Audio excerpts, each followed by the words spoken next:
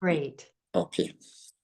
Thank you. Thank you so very much, everyone. Good afternoon and welcome to our last research conversation this spring semester.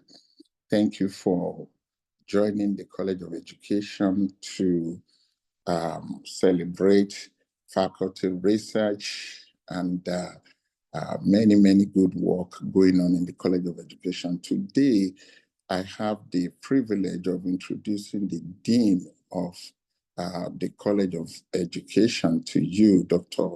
Karen Thomas Brown.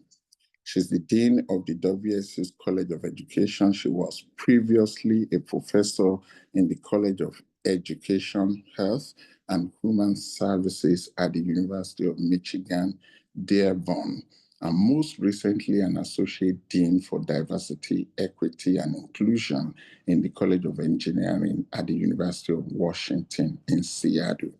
Dean Thomas Brown is a recognized national leader in alternate pipelines for teacher certification, capacity building, and success by the Department of Education.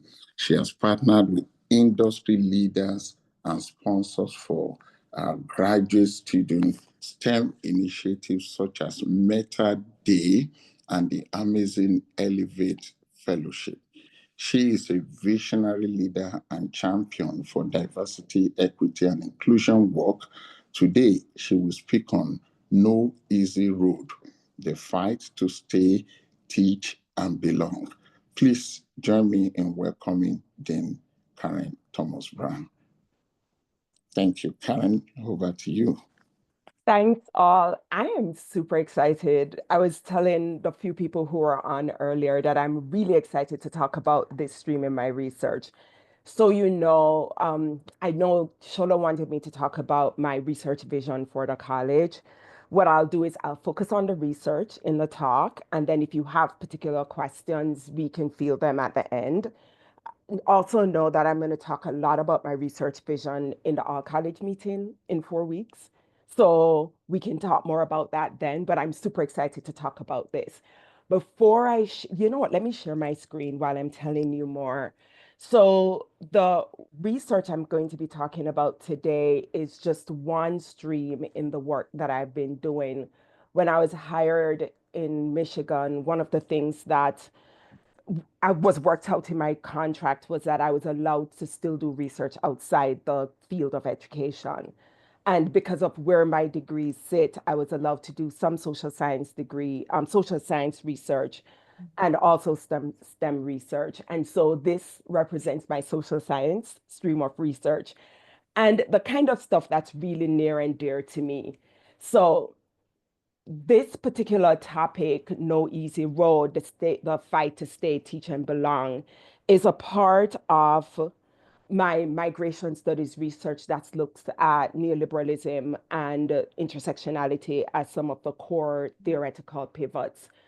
And so, I've published a lot on this work, and most of this sits in a book that I have a book contract for that I just haven't had the time to turn my copy edits in. So you get to get an advanced preview of some of it. So back in 2011, I became really interested in finding out about how migrants and professional migrants from Jamaica were faring when they moved to foreign countries. And so I came up with this grand research proposal that was funded. And what it allowed me to do was to travel not just across the US, but also into Canada and the UK to interview various professionals who had migrated for different reasons from the island. And what we're going to talk about today is just one small subset of that group, the teachers that I had interviewed, and what were the outcomes from those conversations.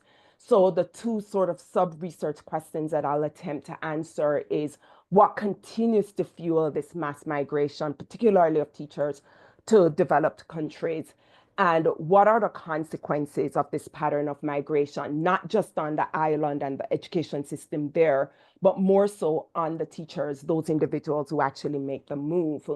So this research is a testament to the resilience of Jamaican teachers who left behind their complete life, the familiar setting, There are some teachers that I interviewed who left tenured teaching positions to take up uncertain positions in the US. They also encountered barriers that many of them did not anticipate. So, battling visa systems and visa restrictions. And to a large extent, they encountered inequities in race and gender that they did not experience during their socialization or their education, nor had they anticipated. But they did it because a lot of them have families and the hopes of their families that sits on their shoulders quite literally.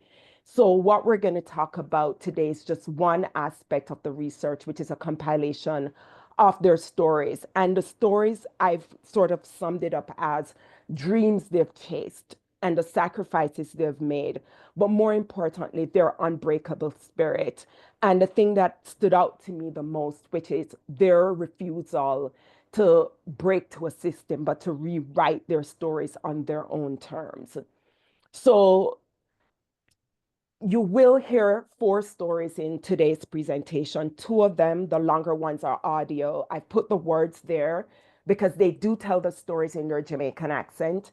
So you can follow along in the broken English version that I translated, and two that are super short.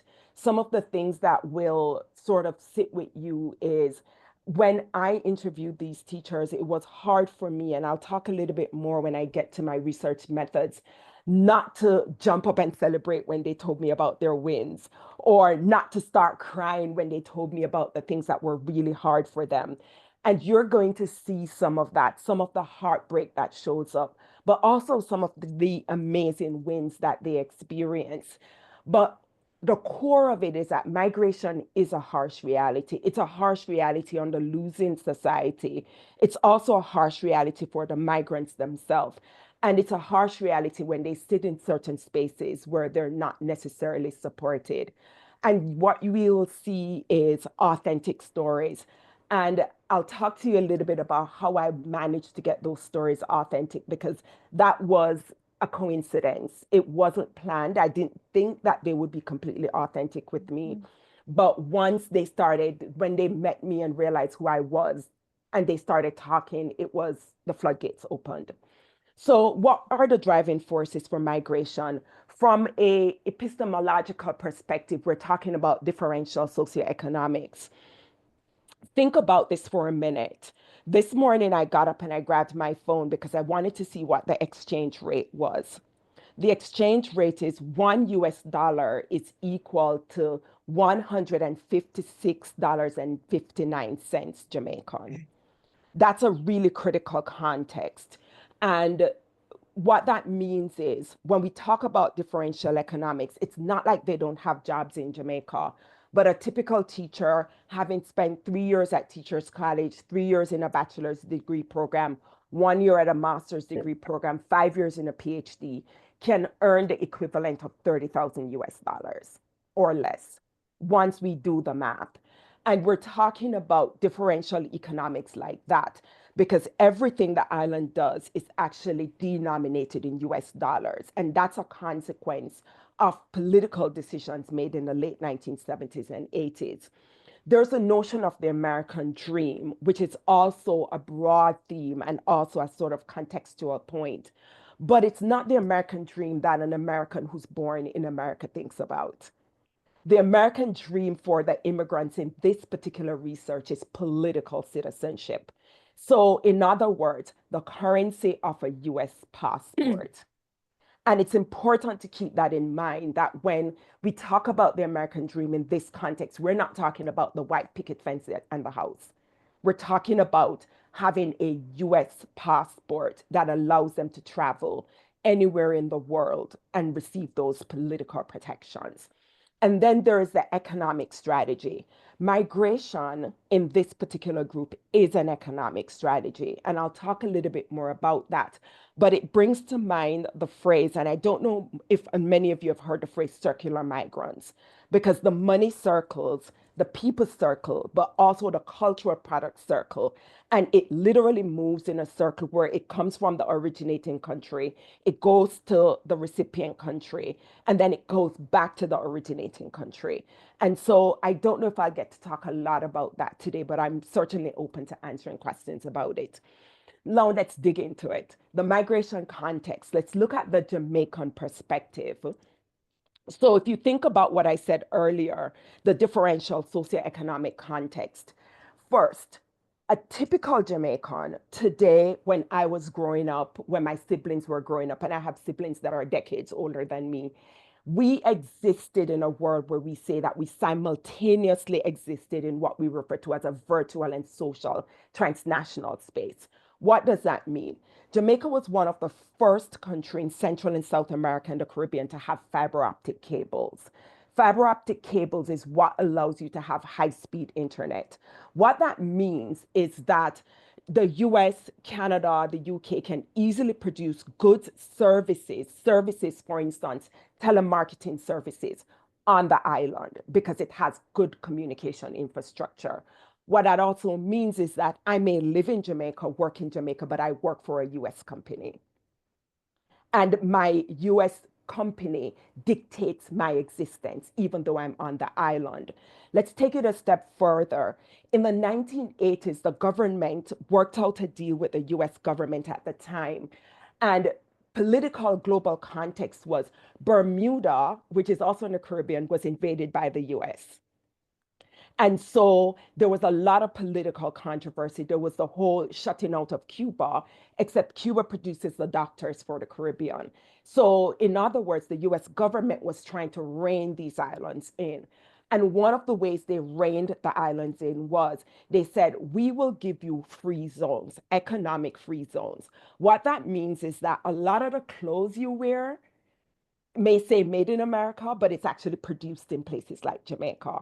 It's in an economic zone that sits at a very strategic point in terms of access to shipping, access to the airports. The pieces of your Hanes shirt, for instance, come to the island to a free zone. And in that economic free zone, the government of the US or the companies that come there do not pay taxes to the Jamaican government. And that particular plot of land is considered US territory. And then Jamaicans go in, regardless of their education, for low income jobs, so below minimum wage jobs in the US, which is above minimum wage on the island, and work in those free zones. So when we talk about a simultaneous transnational existence, that's what we mean. Your boss is American, your pay is denominated in US dollars, but you still exist on the island. But what that creates then is this notion of what we refer to in Jamaica as a barrel society. And I'm going to break that down for you in a minute. But it also creates more so the notion of a cyber migrant. So it's almost like everything, your cultural products, your pay, everything comes from the US, but you still live here. So in cyber terms, you're not Jamaican. And in a lot of instances, the United States companies will pluck the best of those workers and offer them US citizenship as an incentive to stay in these companies, and then move them to and from the US at their convenience so that they can get the best of the island. But what that creates is this point right here, dependency, because then the country automatically becomes completely dependent on the US, on Canada, on the UK for its economic, its social existence, but more importantly, its cultural products. And so I'll give you an example. I think I was in the third grade when acid wash jeans became popular in America. But we never got acid wash jeans until I was probably in the sixth or seventh grade. That was when I was growing up. Now, if a piece of fashion becomes popular in America, it is in Jamaica the next day because chances are that was where it was made. And so it's almost that even the products you consume, not just the tangible one, but also those intangibles, come from the US. Then there is the notion of obligatory remittances. Remittance is a new phrase to people who have never had to deal with international spaces. Remittance refer to what you voluntarily or obligatory give back to your home country in exchange for your absence. And I'm going to talk a lot about that. Now, here's another context to the teachers that I interviewed. In 2000, the early 2000s, so we're talking 2000 to 2005, Jamaica lost 250,000, 250,000 teachers. Now, if we think about that for a minute, Jamaica has a literacy rate of sixth graders of 99%. There were significant investments made in education. For instance, when I did my bachelor's degree, I didn't need to do a master's degree to do a PhD program because when my bachelor's degree was evaluated by a UK university, it was rated a master's degree. I'm giving you context for the rigor of that education system. And so if the government pays one third for each person that goes through that system, but loses 250,000 of those teachers who are supposed to take care of those students, imagine the impact on the education system on a small island that has a maximum of 3 million people. So, just to give you some context of what we're talking about, and in the early 2000s, we lost 250,000. Almost all of them went to North Carolina, New York, South Carolina, and Georgia, and a few were in Florida because somehow urban schools started realizing that to fix their teacher shortages in America, they could simply come to the Caribbean and pick off our best and brightest. And so I became really curious about that. And then I went back to an old theory that was created in 1990 by a woman named Dr. Crawford Brown, who described the children and the families left behind as barrel, meaning that we were relying on tangible products. And I'll explain some more as I go along. And so, if you think about it, I started to ask the question when we lost so many teachers, and this is just the teachers, we're not talking about the nurses and the doctors and and the engineers, what percentage of the population was impacted? And what I discovered that 70% of all households in Jamaica have one dependent, adult or child, left behind as a result of that accelerated recruiting migration move that took place in the early 2000s. So as I was curious about it, back in 2011, 2012, I got in tenure and I decided I wanted to write on the thing I loved the most, which was this topic. And so the first thing I did the summer right after I got tenure was I sent out a social media. I went on Facebook. We didn't have Instagram then. So I went on Facebook and I said to everybody in my Facebook, I want to write about this. Do you know anybody with any stories, people that I can talk to? I'd love to find out about what are people's experiences. Within, I would say, about a 1 week period, I compiled 50 people, the names and contacts were 50 people. And I'm talking email, phone, that sort of thing. So I got 50 contacts. The next thing I did was I looked at that as my universe instead of my population. Because for the most part, these were people who were, it was convenient to reach back out to me. Or they had said somebody, there's a couple of people who would say, oh, I know someone who knows someone who knows someone. So it was snowball sampling.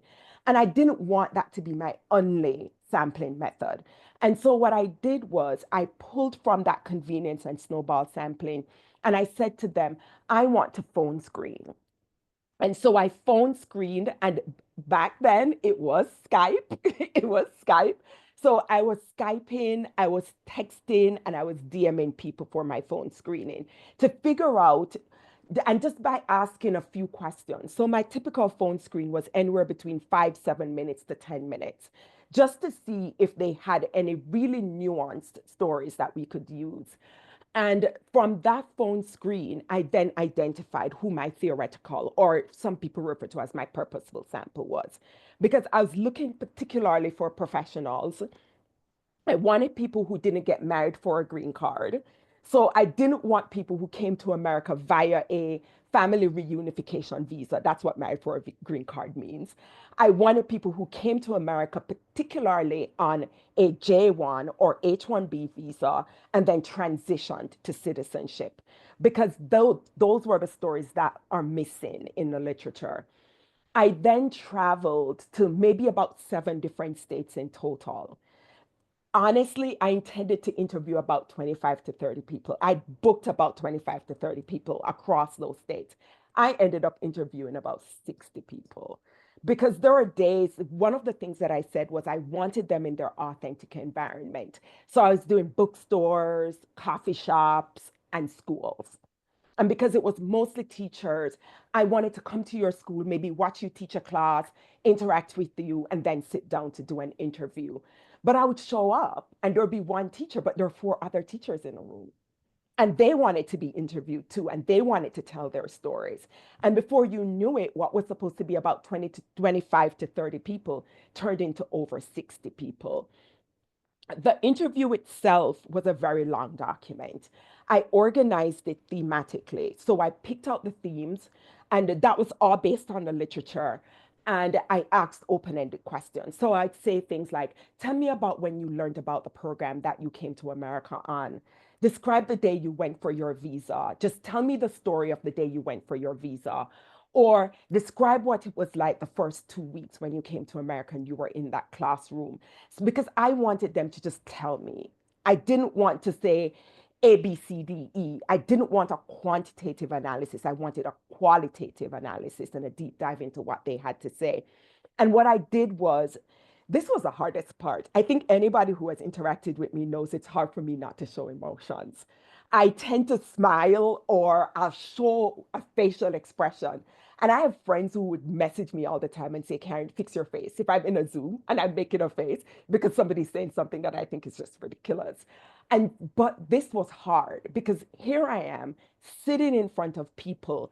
They're crying, they're laughing. You name the emotion, they're angry. And they're telling me these stories, and I can't judge. And I can't say anything. And all I can say is, okay, and take notes. And the other part of it that was interesting was because of my name, which is weird because a lot of them are Jamaican with names like mine, most of them did not know I was Jamaican when I showed up. So they thought I was an American researcher who was just curious about their experience. When they figured out I was Jamaican, every single one of those 60 plus interviews was done in patois. They started talking to me like I was their friend. And they started telling me things that they wouldn't have told a researcher that was removed from the story. And they would do things like say, you know what I mean? Or they would say, you know, you're an immigrant too. And so their stories became my stories. They weren't interested in how I got here. They assumed I went through the same thing. And for my part, I had to keep how I got here alive and simply take on their story. So when they were saying, yeah, you know what I mean, I'd be like, yeah, I know, just to get them to keep going with their really, really authentic stories. But what it did was my grant had paid for me to transcribe. I couldn't send this to a transcriber. I literally had to learn how to first translate from patois to broken English and then transcribe. So I ended up translating and transcribing all 60 plus interviews. And I tell you, there are days I would sit in my office at work and I'm transcribing and I'm laughing or whatever. And people come up to my office because they wanted to hear what it is I was listening to that was eliciting those emotional response. And I shared it with a couple of my coworkers and at the time, and they were just blown away by the stories that these people shared with me. But more importantly, I wanted validity for this research. So my validity test was interrelational coding. So what I did was after I did everything and I coded my stuff and I hand coded everything, I then sent it off to a group of teachers. There was a group of teachers that I met at a conference who were living in Australia. And I sent it to them without telling them anything. I just said, these are the transcribed interviews. If you want the audio, I can send the audio as well. Tell me what ideas, what codes are popping up. Tell me if the story is rings authentic. I also did the same thing with a group of teachers that I had contact with in Jamaica. So the authenticity and the validity of the work came from other people who were not a part of the study, actually reading and validating every single story. After that, I then applied the theoretical framework. The theory that I use to analyze the work is intersectionality. And if you've never heard of intersectionality, it's a phrase coined by Crenshaw in 1989. It really looks at the multidimensionality of people's identities and how those identities influence lived experiences. And usually with intersectionality, it is just race and gender. But what I found with intersectionality for this study was it applied to race, gender, class, sexual orientation, sexuality, because homophobia is a big issue in the Caribbean. And so intersectionality was really, really important in helping me break out how my codes were lining up. And under this intersectional analysis, the participants' experiences were really critical because what they were doing was they subverted their race and gender binaries within their various identities. And then they elevated what they thought were their significant identity. One of the things I learned from them was I think that was the day I started saying, I'm Jamaican, but I carry a US passport. And I started saying that as a result of this experience, because once I realized the political currency that they applied to a US passport, while at the same time still telling people, I am Jamaican, and that Jamaican was not applicable to their political citizenship, it was applicable to their cultural identity. I thought, yes, I'm taking that. That's who I am. That's what I'll be moving forward. Here are some of the other theoretical perspectives that apply as well as emerged. Neocolonialism. Well, we won't talk a lot about neocolonialism today, but I'll dive a little bit into the neoliberal factors that came up. So, neoliberalism did come up. Internationalization and international participation also came up. And something that I didn't expect, dependency. And again, if you are steeped in this body of neoliberal work, you'd have known Walter Rodney, How Europe Underdeveloped Africa. And that's a globally banned book. I had to find that book in order to analyze these stories because dependency became a critical theme. Now let's look at the context. If we talk about neoliberalism, what am I talking about? Neoliberalism is a series of political theories, but also political agendas that's pushed really by the IMF, the International Monetary Fund, and the World Bank. Neoliberalism imposes political ideals, usually Western political ideals, on developing countries in an effort to get us to walk in line. Literally, that's what it is. And so here's how it works. Poor countries come into independence in the 1960s. So most African, Asian, and Caribbean and South American countries shed their colonial lords, which is Europe mostly, during the early 1960s. They tried having independent economy, but found that the physical infrastructure was not built to support independence. The physical infrastructure is actually built to support exporting primary goods to Europe in exchange for manufactured goods. Basic economics, we're sending cheap stuff for expensive stuff. Basic economics, we're going to fall behind and have an economic deficit. So in the late 60s to early to mid 1970s, the IMF, International Monetary Fund, and the World Bank began lending money to these poor countries to get them out of poverty. In exchange, the IMF then imposed the political principles of structural adjustment packages. We refer to them as SAPs, and foreign direct investment and devaluation. Quickly, structural adjustment package is a political agenda that says that you must operate like your lenders do. So all your political decisions must go through the IMF and the World Bank. And I'll talk a little bit about some of those packages. Foreign direct investment. They want foreign entities to come to these countries and invest in them. In other words, it looks good on paper, but what it means is that we're selling off our assets. For instance, don't know if you know this, in 1970, Jamaica was the #1 producer of bauxite in the world. That could make you rich. Bauxite is a red earth that is iron rich that is used to make every bit of metal object that you have. So, and it's light and it works well for airplanes. except under structural adjustment packages, the country could not invest in power systems to process the red earth into aluminum, so process alumina into aluminum. So they were forced to sell the dirt, which then get processed to build airplanes somewhere else. What happens is all those resources are now owned by a foreign company that then takes it and simply employs local people, give them some money, but don't invest in the country. Here's another example. You go on vacation to the Caribbean and you're in a great hotel, and you're like, why does this hotel have a Spanish name? Because it's actually owned by a foreign company that built it there, employs local, but invests the money back home in their country. That's what foreign direct investment looks like in reality. So on paper, it sounds great. In reality, no.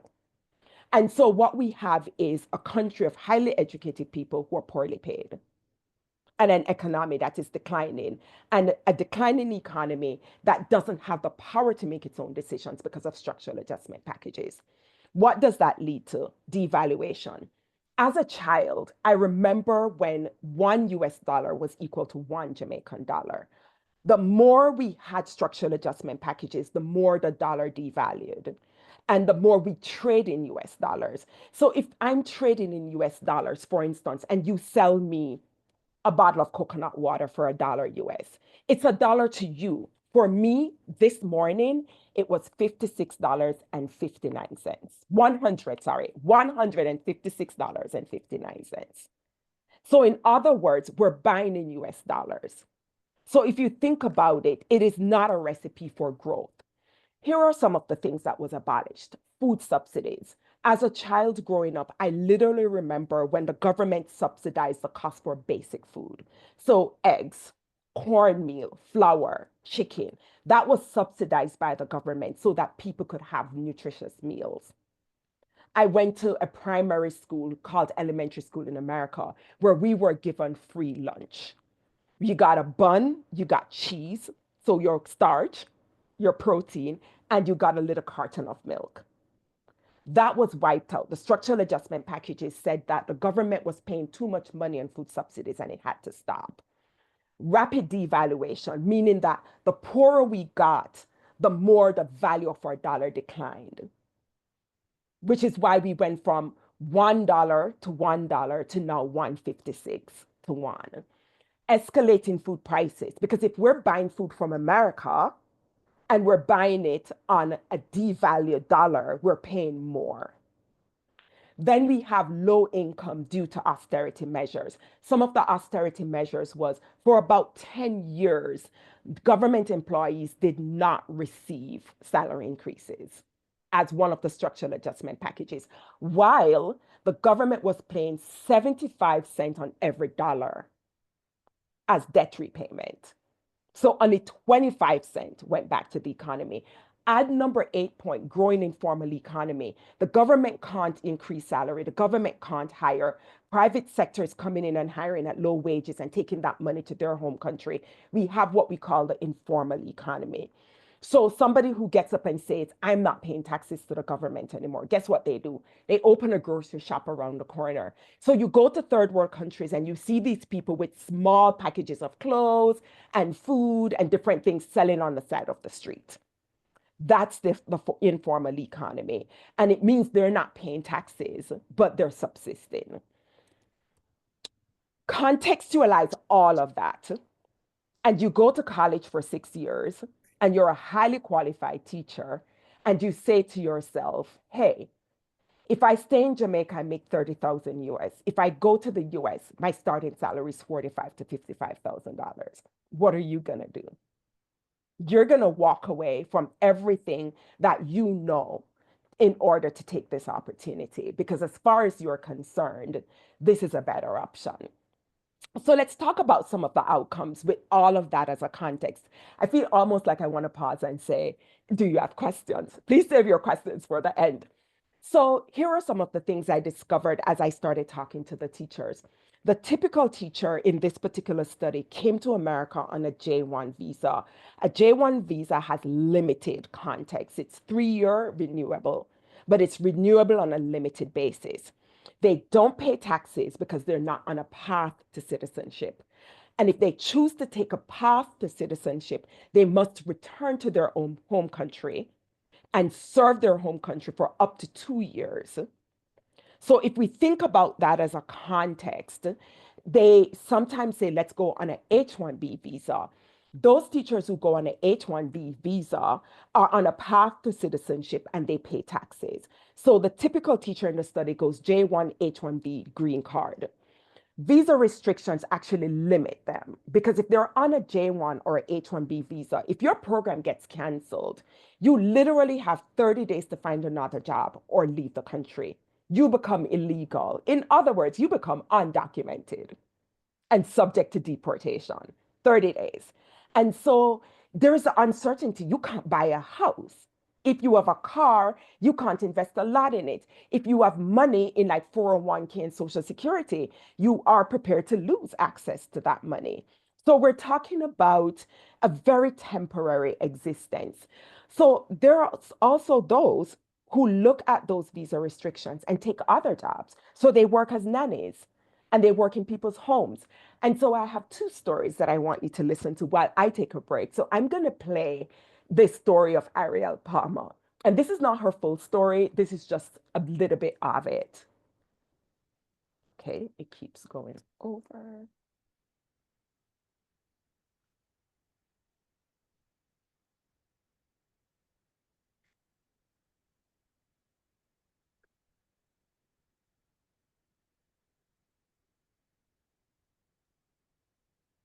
Aaron, is it playing? Because I can't hear. You can't hear it? No. Did anyone else hear it?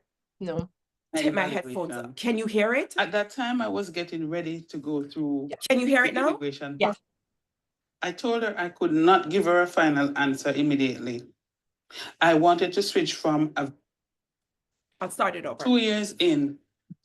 My school got a new principal. I don't think she liked the idea of international teachers, because she never tried reaching out to me at all. She did offer me the option to stay when she was doing my evaluation. At that time, I was getting ready to go through the immigration process. I told her I could not give her a final answer immediately. I wanted to switch from a VIF-sponsored J1 visa to a green card, and it would take some time because I had to ensure that I have my work authorization card.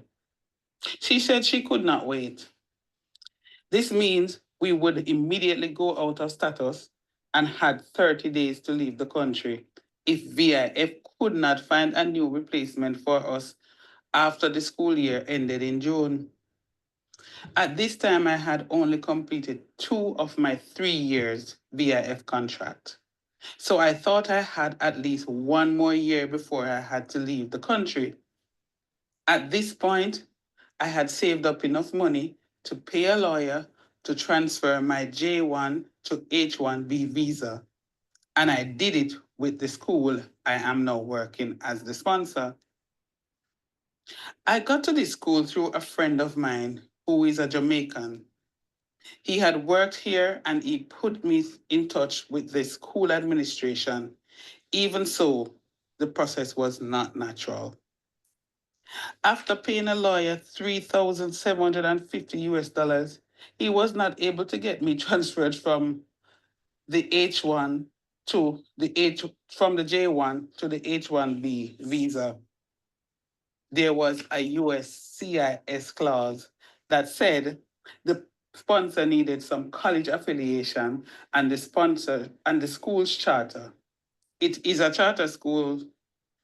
It had to be under a university for them to grant the H1B visa. When I spoke to the school, they say they had never had this problem before and they had sponsored other H1Bs in the past, but this was the first time going through a transfer from the J to the H visa category. Despite that, I was still legal to work because I still had not gone out of status yet.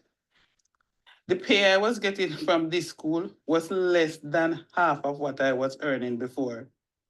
I have to subsidize my income with the 6 weeks pay I got from the previous job when I was fired. My family did not know about this situation. How was I going to tell them I might have to return to Jamaica to start over and struggle financially again? I was so stressed out about the situation that between April and August 2009, I lost almost 60 pounds. When people around me asked, why am I losing so much weight? I kept telling them I was going to the gym. I was working it up. I was taking the weight off. Lies. I was just fretting. And that's just one example. The one before, and if I can send this tape over to people, because I know that we're probably almost at time, talked about a teacher who lost her job as well and had 30 days in the country and ended up going to a place to work as a nanny. And so I wanted you to first get their stories. But one of the things, and one of the themes rather that came out of that was obligatory remittances. Migrants are often forced to send money back. So, and take on these lower paying jobs or lower status jobs as a way to participate transnationally by sending money to their home country. What do we mean by remittances? Remittances usually starts out as money, but it's also goods and services that we provide as an immigrant to our home country tax-free. So I can send money home for a party, for a medical event. It doesn't matter. Sending money back is considered remittance. In 2022, Jamaica earned $3.4 billion in remittances from the US alone. In 2023, when the numbers were ran for January to November, and we know December is one of the highest remitting months, the country had already gotten $3 billion. And if we look at year over year, what we do with remittances as immigrants is we're propping up an economy. Here's another migrant story as an example. This person, Sandra Brown in New York, says she supports a younger sibling. She spends at least $12,000 on 2 trips, so $6,000 on each trip each year to go back to Jamaica. She gives her brother about $250 per month. Multiply 250 by 156, and her expenses are about $2,400 here. But when you look at that, that adds up to a lot of money. And then Juliet Cross was in Washington, D.C. She talked a lot about the fact that she does give a lot of money back. Juliet was sending home $500 per month to her elderly parents. But Juliet was conflicted because she considered herself a brain drainer. Juliet has a master's degree from Columbia University and decided to stay and become a teacher in America because she couldn't earn that money if she had gone back to Jamaica. Here's a breakdown of what money is used for when remittances are sent. And this demonstrates that the money doesn't go to the economy to grow the economy. It goes to simply subsist. The largest percentage of it goes towards savings, but that's only 10%. You have 7.8% that goes to medical. There's a larger percentage at the bottom, sorry, it's 20% that goes to food. 15% goes to education, 21% goes to utilities. I can tell you in my own personal experience as a child that all my older siblings had migrated, and they were the reason I went to college. Because then whatever they sent back, like literally each of my older siblings took on each of their younger siblings and would send money back monthly. And that was the money we used to pay bus fares for school, lunch for school, uniform for school, books for school tuition. And so when we think about what remittances does is that it continues to create this circular pattern where my siblings help me, I'm supported, I'm educated, I'm good, I leave, I support somebody else, they do the same thing, and it becomes this circular pattern. So it's not even a simplistic circular pattern, but more one of a spiral. As shown in the previous slides, remittances do not get reinvested, as I just mentioned, but more so it's used as a form of compensation.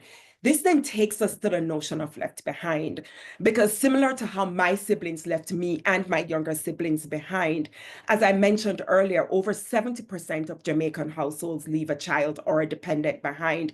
And this data is old. It actually came from UNICEF in 2000. So I don't know if the percentage have gone up significantly in the last couple of years. But here's what we have found. More than 50% of the migrants are women. women tended in this pattern to be more likely to move because women tended to be more educated on the island. Women outnumber men in higher education 3-1.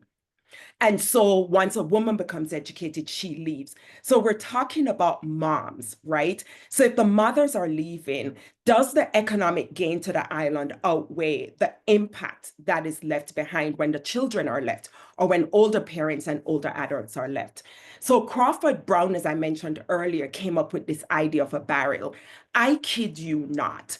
This is what a barrel looks like. A typical Jamaican will pack a barrel that looks like this with soaps, food, clothes, anything they can, and they ship that to Jamaica. And it's cheaper to do that than sending cash. Because remember, the cash gets divided by 156.59. So it's easier to buy something cheap at Walmart or a dollar store or whatever and ship it back home. The barrel started out as a way of saying, I am not there, but I can still take care of things. What it evolved in over the last 30 years is a barrel society, a society that now becomes dependent on these to actually exist. And so it created a form of dependency. So if we go back to Walter Rodney's theory, how Europe underdeveloped Africa. So what started out as a way of helping with tangible goods actually turned into a theoretical construct of dependency.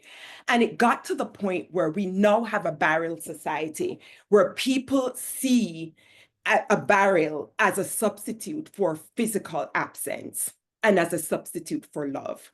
This has resulted in some significant negative impact on younger generation. So despite receiving economic and social remittances, there are many children and families who are left behind who feel the emotional burden of being abandoned.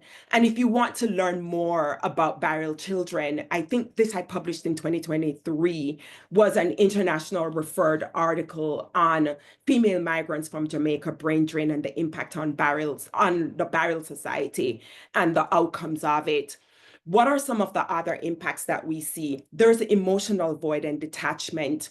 In the article I just referenced before, the students that we interviewed for that particular paper talked a lot about the detachment from their parents and how even after they were moved and migrated through the circular process, or what we call family reunification visas, when they come to the US, they don't feel any connection to their parents at all. And how that lack of connection has literally resulted in many broken families. We also talk about the fact that there is this whole notion of children who are raising themselves. And so we'll see a society where you're forced to be completely independent at very early ages because you have no choice. But you're also in a society that has, it's not just economically, but it's also socially and politically dependent on more developed countries. I'm going to stop there. This just gives you a list of the references that I've published on this particular topic. And believe me, I haven't even scratched the surface. I talk about this for many, many hours, but I'll stop talking now and stop sharing so you can ask your questions. And hopefully we can get into some more of it. Yeah. Well, first, thank you so much, Dean Thomas Brown. It was very enlightening, and so much wonderful information that I'm taking this all in and taking notes, and I don't even know where to begin, but I will open it up. We do have a couple minutes, and I don't know your schedule, but it may be a couple minutes to hang on to have people ask questions. But again, and thank you, Shola and Laura, for setting these up. So I'll open it up to the floor, and then I'll ask if no one has any other questions. I'm only going to give you like 5 seconds wait time. Yeah. I'll ask one. Yes. Karen, being sort of an insider and an outsider at the same time, what was the biggest surprise that you heard in these stories? What they went through to stay. The biggest surprise for me was not that they gave back. As an insider from the perspective that I am an immigrant and I had siblings who did the same thing, I always expected my school fees paid. I always expected them to send me back money. They never told us what they went through. And when they visited, they looked great.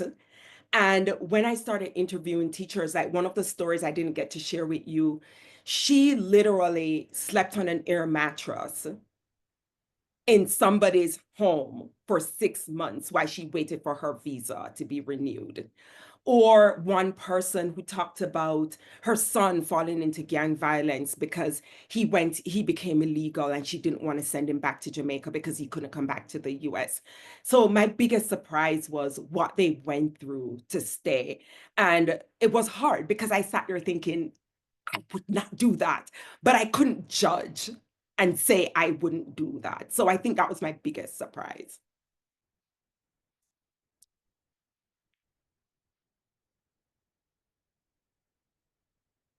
And I'm seeing the chat, by the way. Thank you all. Yes, the international people are in the chat, so you all know. Yeah, I think the chat is blowing up with just accolades and, thank you so much for giving voice to this. And, for me as someone who was born in the United States, every time I hear of these stories, I learn so much more and I just gain a different perspective. So I appreciate you taking the time. I know you're in your busy schedule to be with us today, and I look forward to hearing more of these stories.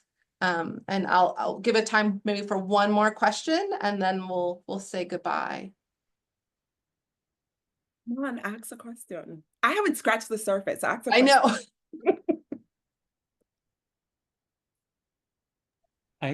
I think I have a question. Sorry, not I think, I do have a question. You had said you had interviewed over 60 participants. It's so there, I'm sure that there were some similarities and also a lot of differences. Was there a point where you reached saturation where all the data was kind of starting to sound similar? Yes. Yes. I think around 30 was when I got to that point where I was like, okay, but here's what happened to me. I'd already booked the 30, and the additional ones were people who were in the room who said, I want you to interview me too, or how long are you in town? Come back tomorrow. I want to talk to you. And even though I'd gotten to saturation halfway through, they needed to tell their stories. And they saw me as somebody who could listen, and they needed to tell it authentically. They wanted to tell it in patois. And I understood patois. So they were not going to let me off the hook. Awesome. Thanks so much. And thinking about that methodologically, it adds that next layer of validity, right? So that it didn't break beyond that 30, which is, as someone who thinks about methods, it's just really neat that there was the ability to do that. Because so often, Tony, we get to saturation and then we have no way to say like, but does it hold beyond that, right? Is there a different population there are a different group of individuals in my population that it doesn't hold for? And so it's really interesting that you were able to gather that. All right, and we're past time, so thank you all for hanging on. Karen, thank you so much for the presentation. It was enlightening, and if it's scratching the surface, I can't wait to hear more. So thank you all, and we'll see you next in the fall when we rejoin. That's Thank right. you for giving me the time to do this. Have a great day, everybody. Yeah, thank you so very much. Thank you everyone. so much. That was lovely. We really appreciate it. Bye-bye. Yeah.